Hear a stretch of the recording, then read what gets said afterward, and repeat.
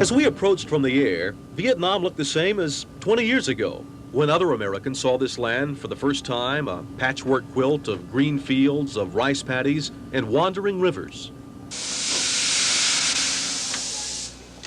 But those returning today to Tan Son Nhut Airport in the south are struck immediately by the change. No longer one of the busiest airfields in the world, Tan Son Nhut today seems almost asleep. The sprawling military complex that once seemed to be everywhere here is now all but gone.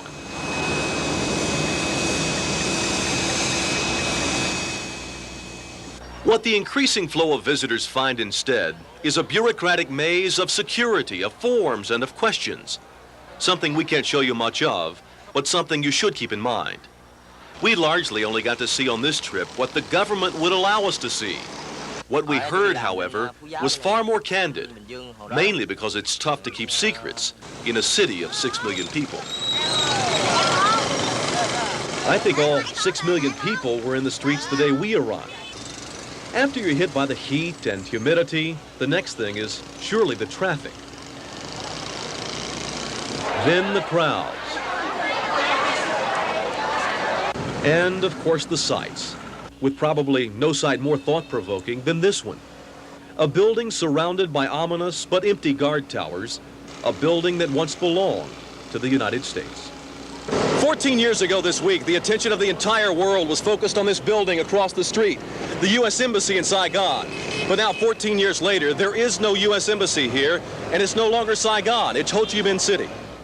Since April 30th, 1975, when the rooftop of this building became a desperate helipad for the first of 1 million refugees, Marine security guards have been replaced by a more timid troop. Tiny symbols of just how desperate life has been in this country, where growing your own food whenever you could has often been the only way to be certain of having any food to eat. But life is changing. There is still repression and there are still secret police. But there is also growing free enterprise and a slowly increasing flow of food.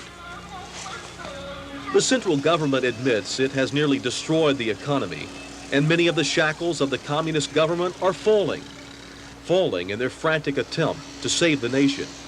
As part of that frantic change, the doors to Vietnam have been opened to the West, to businessmen, to former refugees, and to tourists.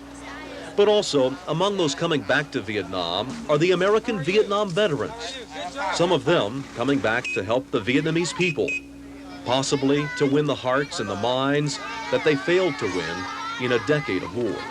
We were sent over here 20 years ago to win the hearts and minds of the people, only they gave us the wrong weapons. They gave us military equipment, bombs and planes and tanks, and that's no way to win the hearts and minds of the people.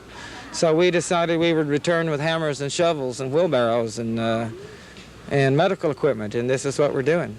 And indeed, that's what they did, finishing, while we were in Vietnam, a new health clinic, the first American building project in Vietnam since the 1970s. This week, we'll hear why they came back and how they feel about it now. Find out how they handled working side by side with former enemies, the Viet Cong and North Vietnamese soldiers, and how they felt about again seeing the old battlefields, where many of them lost their youth, their innocence, and in many cases their friends.